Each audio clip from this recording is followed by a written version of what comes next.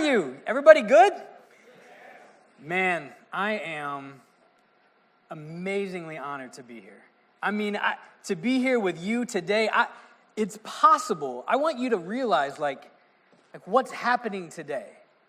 It's possible that nowhere in the world is there a larger gathering of people who are focused on human resources, transformation, winning, change, engagement, passion, heart, than right here in this room. We are the difference. And we're going to make a huge, huge impact. Listen, before I get started, I want to say thank you to a couple of people. First of all, I want to say thank you to SHRM for having me and for making this possible. Second, I want to thank the BIW team for having me here, and in particular, the India office, and for their support of all of our research. And then third, for the University of Louisville. I'm an associate professor there, and I teach organizational leadership and learning. And I am just so honored to be here to share our research with you today. So I want to do a couple of things. The first thing I want to do is manage expectations. So I only have about 3 or 4 hours to share all of our research with you. So I've got 180 slides I'm going to go through, a lot of data. Now, you know that's not true. I've got 40 minutes to share everything that I know about the idea of employee engagement. And here's what I believe. I believe that people who work in companies who are happy, who are committed, and who are engaged, those people, they live fundamentally different lives. When they go home at night, their work life goes home with them, and their home life is a little bit different because they gave their best. They were able to be creative and innovative. And when they go home from places where they can't be engaged and where it sucks the life energy from them, their home life is very different. I don't only believe that, I know that. Our research supports that. So I've got 40 minutes to kind of make that case for you today. So I'm not going to be able to cover everything. But if you go to Google and you type in Brad Shuck and you search the term employee engagement, everything that I've ever done for the past 15 years will pop up for you. You'll have access to all of our articles, all the commentaries, all the editorials. So I want to manage that expectation a little bit, but I hope you're different as a result of our time together. And the last thing that I want to say is that we're going to talk about this on multiple levels today. We're going to talk about principles. And principles drive practice. And that's what we just heard in the last talk. That the idea of principles of happiness, of finding fit, of things like courage and transformation, those principles drive our practice. So to get started today, I want to introduce to you all my daughter. This is Madeline Grace. She's back home. She's 7 years old. And a couple of weeks ago, she's in the first grade. Does anybody have kids? Every couple folks have kids out there. Raise your hands high. Be proud, moms and dads. Come on. Absolutely. All right, so you know where I'm coming from on this, right? My little girl comes in from school, and I'm sitting at the kitchen counter, and we have a tradition in my house where every time the girls come home, my wife and my daughter come home from school, we drop everything we're doing and we run to give each other hugs. Just to say, I love you, I'm glad you're home, and I missed you today. But this particular day, Maddie came in and she had her backpack, and she's like this tall, right? And she's dragging her backpack behind her, and she's really sad. She's got a big pouty lip on. And I could immediately tell there was something that was wrong. And so I got down on one knee and I said, hey, Maddie, what's going on? Come here, give me a big hug. And she said, Daddy, today was a really hard day. Now, ladies and gentlemen, my daughter is in kindergarten, right? It gets worse. And I wanted to tell her, like, girl, it's not going to get any better for you. If kindergarten's tough, like, this is going to be a tough life, right? But I'm down on one knee and I'm looking at her and she says, Daddy, it's been a really tough day. And I said, honey, tell me what happened. And so she pulls out this pink elephant that she had colored in her class. And she begins to tell me about why she colored the elephant pink. And she had drawn trees on the outside and clouds and mountains in the background. And I said, well, what's wrong with this picture? This picture looks amazing. I love this pink elephant that you colored. She said, Daddy, my teacher told me that I shouldn't color elephants pink. And I was like, well, why? And I said, she goes, well, Daddy, my teacher told me that elephants are gray and brown, and that I shouldn't color things pink because pink elephants don't exist. This is a real opportunity for a dad to make an impression on his little girl for the rest of her life. Look, I spend my time as a university faculty member trying to get people to think outside the box. And my daughter's kindergarten teacher is telling her to get in the box. Get in the box. And I said, honey, let me tell you something right now. I love pink elephants. Pink elephants are my absolute favorite colors. And one day we're going to see a pink elephant together, and we're going to ride it. So I took her to Disney World. You know what they have at Disney World? They have pink elephants at Disney World. And she remembered. I wonder how many times you've been told to get back in your box. To not color your elephant pink. To not think about compensation that way. To not think about recruitment like that. It doesn't work here. Those strategies don't operate in this context. You know what winning is? You want to win? We want to rethink the idea of EVP. We have to transform the way HR is taught. We have to transform the way we do human resources. That's what winning looks like. And from an EVP perspective, it looks like this. It's the answer to the question, why would a talented person choose to work here? And more importantly, once you got them in the door, why in the world would they stay? What do you offer for that person? You see, the value proposition is the psychological why of work. Now, don't miss that, because it's so simple, it gets overlooked. A value proposition is the psychological why of work. How are your employees experiencing everything that you have to offer from the moment they walk in the door on their very first day, to lunch that afternoon, to promotion and career development, and so on, all the way through the last day that they're employed at your company? That is a value proposition. And do you know who value proposition falls on? It's not the employee. It's you. It's me. We create. We set the value proposition. EVP puts the responsibility on the employer, not on the employee. And here's why. Here's why everybody wants an EVP, a really positive. In our research, 93% of people who say that they work in a company who has a positive EVP or that they're engaged say that they go above and beyond. 91% of those people say that they're unlikely to leave the company. They're not going to turn over. And more importantly, and connected to the talk we just heard, is the idea of innovation and creativity.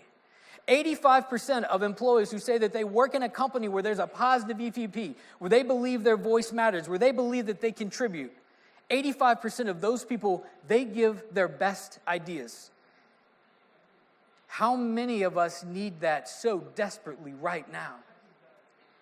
We are thirsting for new ways and new ideas to think about this idea of work and industry. And this is not something that's just in India or just in the United States. It's global. Here's the problem, though. After 6 months, less than 40% of people that we've surveyed suggest that they're still engaged at the same level they were on their very first day of work. How is that possible? Now, I suspect there's two reasons for this. One of the reasons is anyone in here in recruitment. Are you in recruitment? If you can raise your hand if you're in recruitment, you do recruiting, yeah? There's like 5 people here that do recruiting, which is awesome. You guys are brave souls. There's a special room for you with like naps and coffee for you later, because you guys have a really tough job. Right here, I got another guy right over here. You're in recruiting? I love it, man. Here's what's maybe we're recruiting the wrong people. But you know, I know some recruiters. And I've never known a recruiter to say this, man, I hope that guy gets fired by lunch today. Or, wow, I really hope they fail miserably after their first week of work. Nobody that I know that's in this really tough business of recruiting would say something like that. So if we're not recruiting the wrong people, what's happening? The value proposition isn't matching. When someone gets into the company, I've heard this time and time and time again. It's not what I thought it was going to be. It's different. My boss isn't who I thought she was going to be. My CEO has different expectations. I didn't know I was going to have to do that. And as soon as the value proposition changes, ladies and gentlemen, it goes like this. we see people push away from the table. Physically, we see them push away from the table. But here's what I know, that a strong EVP changes everything. It changes everything. Most leaders that I know start with a practice-based strategy. And what I mean by that is that we might think about, well, what are the things that we can do right now to put in place to create a positive EVP? What are the activities? What are the tasks? What are the jobs that we can do? And I would encourage you to think about that from a different perspective. Because I think when we put practice before principle, we objectify the idea of practice. Now, here's what I mean by that. Let me give you a couple of examples. So this is me a couple of years ago. My friend Rod Wagner wrote this book called Widgets. If you've not picked up a copy of it, I would encourage you to do so. It's a really great book. So when your friend writes a book, you go to the local bookstore and you look for that book. And because I wanted to be really excited for him, and if the book wasn't in stock, I was going to go talk to the manager and say, why don't you have this great book in stock? But fortunately, they had it. So I picked the book up off the shelf and took myself a little selfie here, right? And sitting right next to Rod's book was this book, Employee Engagement for Dummies. Now listen, I've spent the last 15 years of my life dissecting and trying to understand why in the world do people engage at their work, or why do some people push away? And so I picked up the book. Bob Kohler wrote this book. I picked up the book, and you know what's in this book? If you have this book, don't be ashamed of it. It's okay, right? What's in this book is top 10 list. Here are the top 10 things you need to do to engage your employees. If you just have pizza parties on Fridays, if you just have casual Thursdays, if you just have drinks out with the team on Tuesdays, if you just do these 10 things, you're going to have an amazingly engaged staff. You'll transform your organization by just doing these 10 things. Ladies and gentlemen, if engagement was that easy, 40% of the people wouldn't suggest that they're disengaged after their first 6 months of work.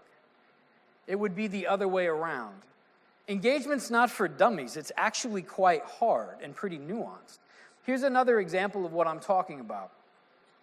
I got this email a couple of months ago, and it asked me this.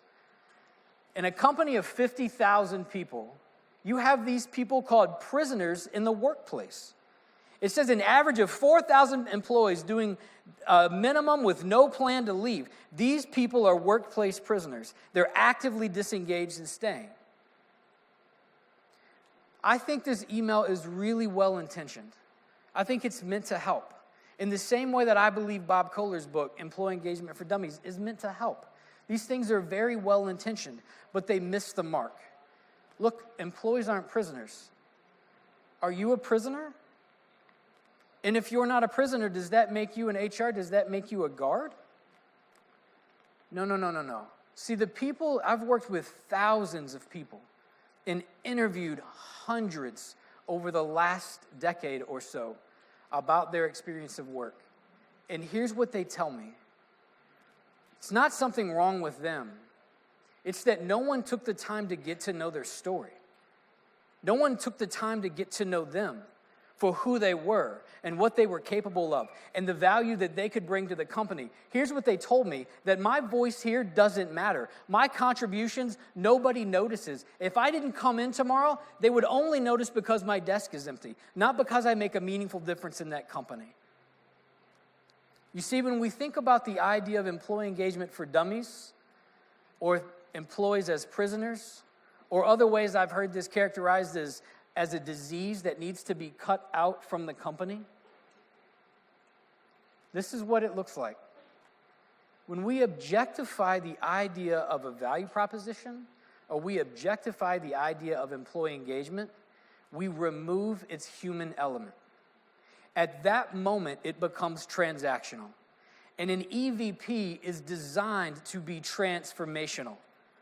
And when you approach your organization, or your organization's strategy is coming from a transactional perspective, you should expect to get exactly what you reap in return, a transaction back that they believe is equal in proportion and equal in action.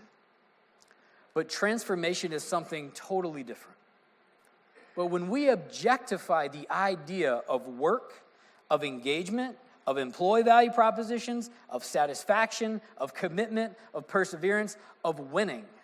Look, we can't win without people. We can policy and procedure stuff all we want. I've worked in large Fortune 500 companies before, and we've had amazingly large procedure and policy manuals. But we had to have the people. When we objectify it, we remove the human element. So I'm going to propose to you today 3 principles of a strong EVP, just 3. And remember the idea of principle driving practice. And this is how we begin to reimagine and rethink the idea of a value proposition. The 3 principles are simply this: the cumulative principle, the reciprocity principle, and the engagement principle. So let's dive into this for a minute together. So proposition 1 is that the strength of your employee value proposition is cumulative. That is, it builds over time. So the idea of something being cumulative is that there are these small actions that encourage us to move in a particular direction, and that are easy to do and easy not to do.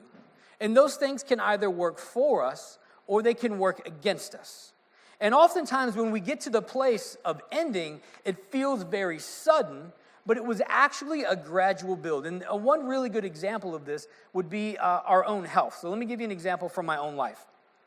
So a couple of months ago, my wife came to me and said, "Hey, you need to lose a little weight." She kind of patted my belly, and I had been eating too many sweets, and she said, I think you probably need to rethink about your health a little bit. And I said, okay, here's what I'm going to do for you, right?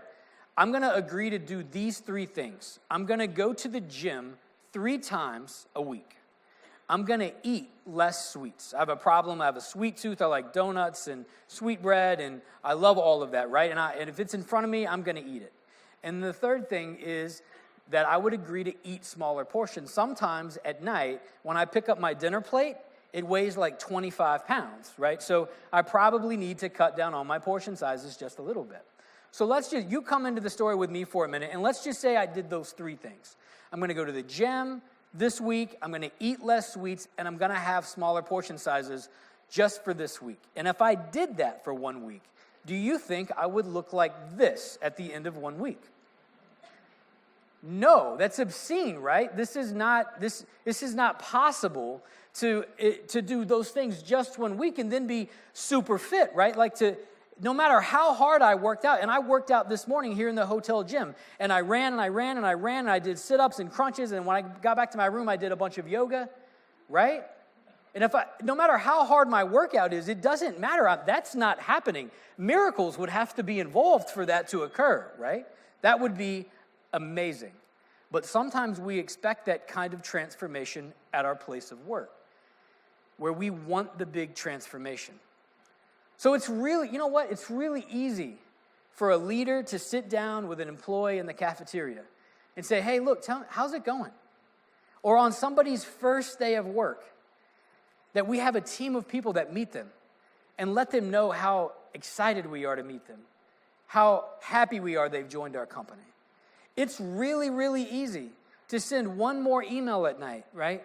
Just one more before I go home to get back to that person. It's easy to do those things. It's easy to stay late and work with a coworker who's working on a really big project, who needs to get some things done. And we come alongside them and sit down and say, how can I help you? It's easy to do that. But you know what? It's also easy not to do that because we're busy. We have a lot of emails. We have a lot of our own stuff going on. I've got my own things to attend to. It's easy to do those things, but it's easy not to do them. And many times I've seen leaders who go into companies, and as they're walking down the hallway, people are shutting their doors. And I have to wonder why. Why does that happen? And that can either work for someone, sitting down beside someone and helping them with a project and saying, what is it that I can do to be helpful for you today? How can I assist you with this big project? Or tell me about your career. Where do you see yourself in this company? What does your future look like here? Those conversations can either work for us or they work against us. And when we get to a place where we experience tremendous and transformational levels of engagement, it feels really sudden. And we look around and we're like, How did we get here to be one of the best places to work in India? How did this happen? How did we get to be recognized as one of the companies across the world that recognizes people the best? How did we get to this place? It feels sudden, but I'm going to tell you right now, it's built on the small things that we do every single day. It's easy to do. The cumulative effect of your EVP either works for you or against you, and they're grounded in the things that are easy to do and easy not to do. We all want the big transformation. I get that. But culture is intentional. It is never accidental.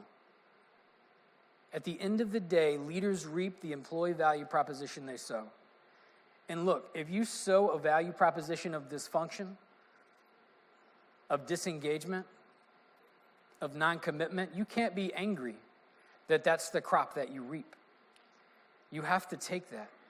But if you're willing to sow seeds of happiness and love and engagement and things like commitment, and you give people a reason to come in and then stay, sold out. We talked about fire in our belly. To have that fire, I'm telling you, things will be very different for you. And you'll look back one day and you'll say, this feels really sudden, but what a gradual journey we've been on. Proposition number 2 is that an employee value proposition is reciprocal. So the principle of reciprocity works like this, that there's this theory in psychology that we talk about the idea of reciprocity in that we give and get in proportion to those things that we believe give and get to us. Now don't miss that. It drives almost all of human behavior. We give and get in proportion to those things that we believe give and get to us. And it's proportionate in intensity, so that if we believe that someone has our best interest in mind, we engage in that relationship, and we engage in that relationship with a proportionate level of intensity. And it's freely given, not an exchange. An exchange would suggest transaction. Freely given suggests transformation. And that's the subtle difference. So a value proposition and engagement and commitment, those things are not, they can be transactional, right? But we don't want them to be transactional. Let me give you an example of what I mean. So let's say, this is my first trip to India. Never been. It's an amazingly, amazingly beautiful country. Let's say that after the talk today and after we've wrapped up all the concurrent sessions, you invite me to your home for dinner, right? And at the end of the party, you have little gift bags for us, right? You're like, here, thank you for coming. These are these gift bags for you. Thank you for coming into my home, right? What does my wife say to me before we even get out the door? Wow, we should have them over to dinner at our house.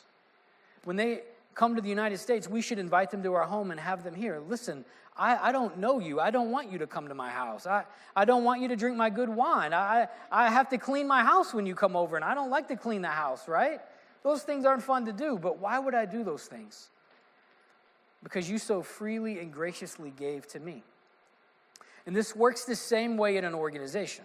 So the same reciprocity that works at a dinner party or when someone does something for us and we want to close that psychological loop, we engage that person in proportionate action. And an employee value proposition works the exact same way. When someone believes that an organization has their best interest in mind, that is thinking about their career path, is thinking about the idea of how can I make my future here, right? And it's grounded in those little interactions that someone has with a leader or a manager every day. And their leader comes by and says, hey, how are you? Can I help you with anything today? Is there anything that I can do for you? All right, great. And the coworkers come and rally and support. We work in a place where there's this reciprocal exchange of transformation that's happening. The employee value proposition is very strong. But what happens if that doesn't happen? What happens if after a couple of years, someone never has someone come by their office and offer for help? The person never gets recognized for their good work. There's no pat on the back. There's no future here. There's no dinner party either. So reciprocity works in both ways. And when we believe that we've lost meaning and lost interest, and that organization has lost interest in us, ladies and gentlemen, we see people physically push back from the table. It's an amazing thing to watch happen. You've seen that in meetings before, where someone shuts down in a meeting and they push away. The value proposition has changed at that moment for them, and they've moved from transformation to transaction. Proposition number 3. A strong value proposition drives the idea of engagement. I get asked this question all the time. Why do people engage in work? Why? And I think that's the fundamental question. You see, I don't think anybody in this room needs to be convinced of the business case on employee engagement.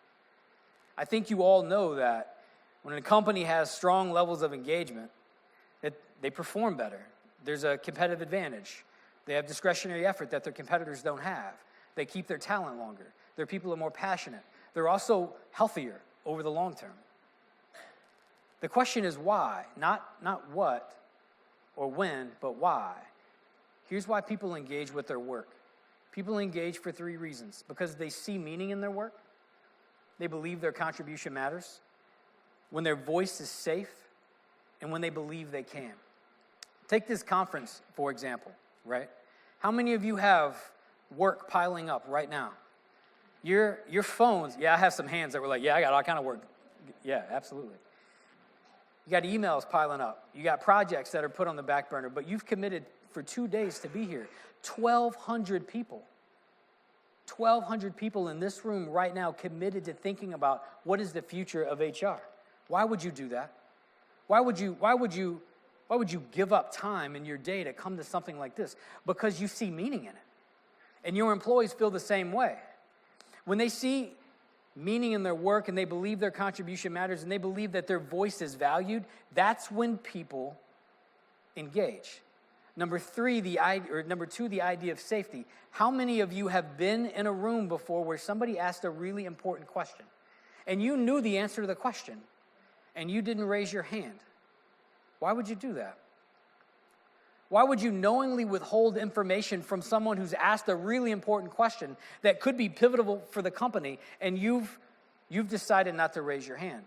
I suspect for some of us in the room, it's because your voice wasn't safe, or you didn't see meaning in the question. You didn't believe your contribution mattered. And then lastly, when you believe, you can. And I use the word believe very intentionally, because what we believe drives our behavior. It's not what we think. All of the research that we've done over the last 15 years would suggest this. I can never rationalize someone to be engaged. I can tell them all day, it's important. You need to do this. Engagement is a really critical driver of business. I need you to be more engaged. I can rationalize it all day long. I can mandate it. I can put policies. I can put procedures into place. But it is only when people feel, when they believe that they can, that they will.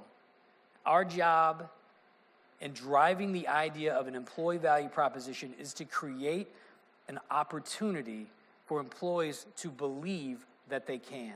And when they believe that they can, you will see the dividends. So if I were you, I would wonder, well, that sounds really nice. You have these 3 principles that drive EVP. So this idea of cumulative, this idea of reciprocity, and this idea of engagement. But Dr. Shuck, where's the evidence for this? And I think that's a really fair question for you to ask today. Here's what we find. When people work in a place where they experience high levels of engagement and they believe that their employee value proposition is positive, this is what people tell us. That they're more engaged, that they have higher levels of job satisfaction, that they work harder, that they report higher levels of overall well-being, that their innovation and creativity is through the roof, and their intent to turnover drops. In fact, a strong EVP can explain 14% of the variability in a person's level of engagement. Think about that for a minute. How many of your companies would be completely transformed if just 5% of the people that work there were more engaged than they were yesterday? Just 5%. A strong EVP is compelling and transformational. It is predictive of performance. Also, people tell us this, that when they work in places with a high positive EVP, that their sleeping patterns are better, that they eat healthy, that their well-being is more positive, and that they report less drinking. so that we have fewer alcoholics. Think about what that could mean. Think about the way that people experience work comes home with them at night. And I only need to ask you about a time when you've worked in a place where it was truly dysfunctional, where the value proposition was incredibly negative. And I ask you, what was your home life like? How did you sleep at night? Did you toss and turn? Did you try to flip the pillow over to get the cool side so that you could lay down again? Did you come home and just eat comfort food? Did you pour yourself a drink to just take the edge off? And then it just keep going? People tell us amazing things about what it's like to work in places of true dysfunction. But when people experience high levels of engagement, they experience high levels of EVP, these things change. They sleep just fine. They eat just fine. Their well-being is higher. Think about that in terms of healthcare cost. When we look at the idea of dysfunction, here's what people tell us. When they work in an organization that has a dysfunctional employee value proposition, they lose significant sleep at night. They lay in bed awake for long periods of time. They report lower levels of well-being. They have trouble with physical functioning. They report lower levels of mental health. They experience manifested pain. They're more likely to be clinically depressed. There's a host of cascading negative effects that are associated with every single one of those. Just take sleep, for example. Sleep is linked with things like hypertension and blood pressure and heart disease.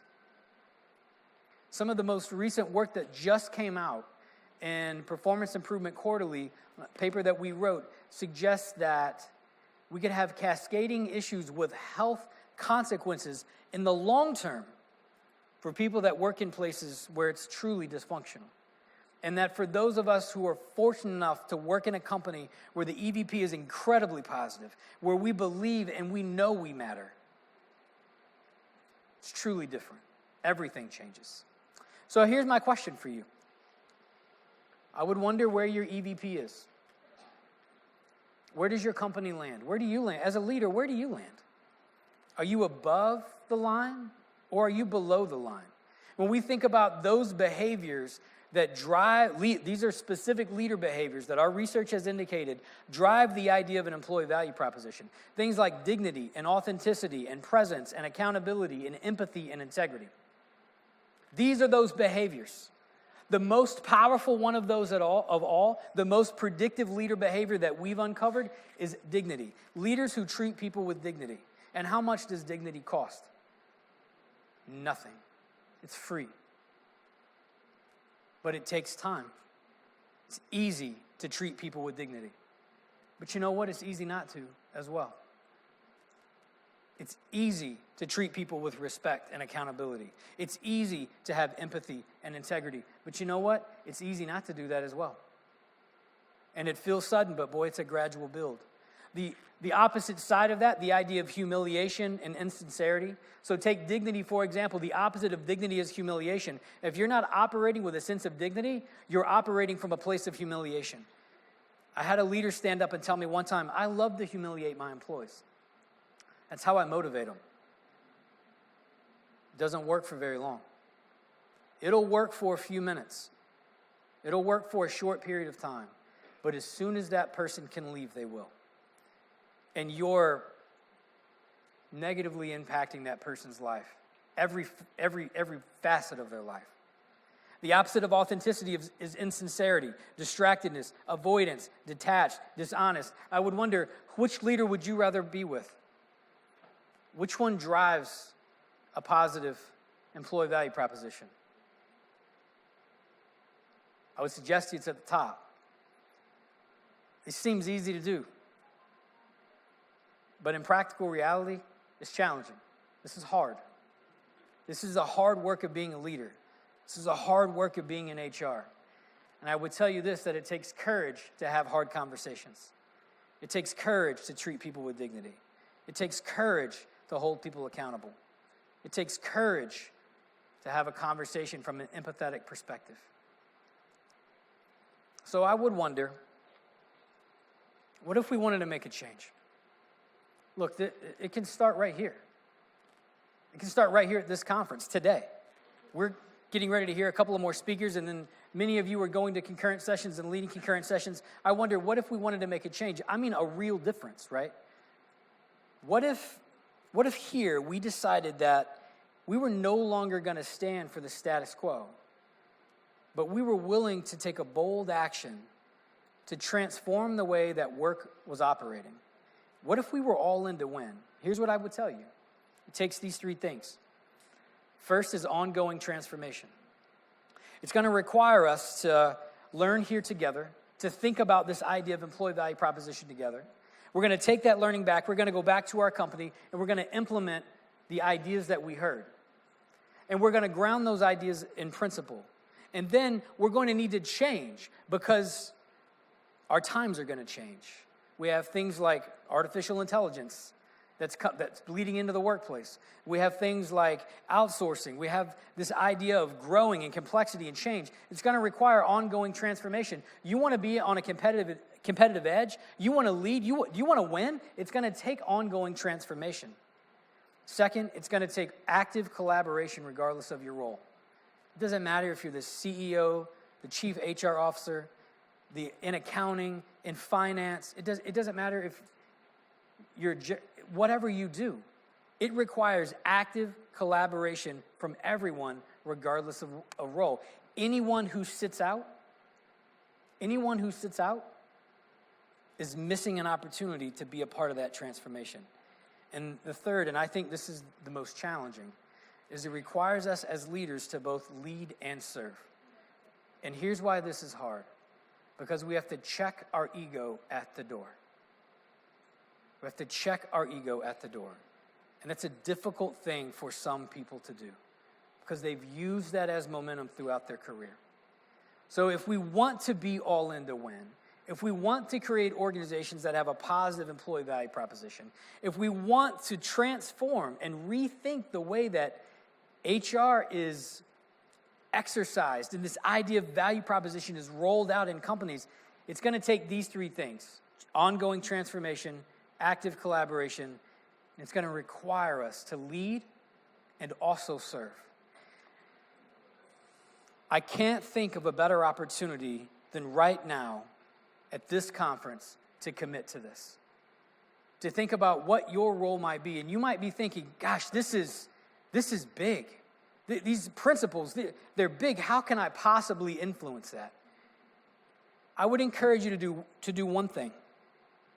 You're going to hear from some amazing thought leaders throughout this conference, incredible professionals.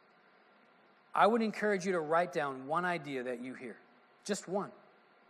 Write down something that moves you, that shapes you, that impacts you at your core, and commit to doing that one thing when you get back home. Commit to doing it for 30 days and see how things are changed for you. I think you'll find, if the cumulative principle is accurate and the theory of reciprocity is the foundation for which we build our employee value proposition, I think you'll find that if you commit to that one thing, that over time, your team will step back and wonder, man, this is different here. This feels amazing. I'm excited to come to work every day. I hope when you do that you'll connect with me and let me know how that goes for you. This is my email. It's my Twitter and my Instagram. Use the hashtag for SHRM and then rethink EVP as a way to keep this conversation going throughout this conference. Ladies and gentlemen, it has been an absolute honor to spend some time with you today. I hope that if you see me, you'll come up and say hi and tell me what you think about this presentation, but also I want to know what you think about this. I hope you'll connect with me on Twitter and that we can be a part of this conversation, not just today, not just tomorrow, but for the foreseeable future. Thank you so much for your time.